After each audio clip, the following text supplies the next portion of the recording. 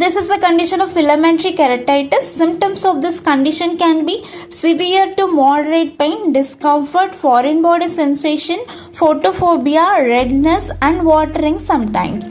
And signs of this condition: filaments and regenerated epithelial cells, and we can look for small epithelial defect and flakes and conjunctival injection.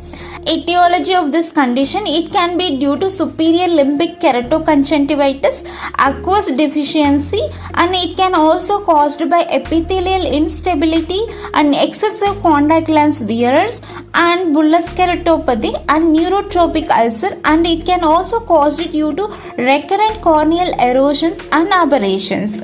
Diagnosis of this condition: in slit lamp with a fluorescent stain, we can look for epithelial cells and mucus attached to the anterior surface of the cornea. And treatment of this condition: mechanical removal of filaments and banded contact lenses will be advised, and NSAIDs will be given, and artificial tears and acetylcysteine drops with punctal occlusion, and treating the underlying causes. For daily updates, subscribe for iCare Optum. Tata, bye bye everyone.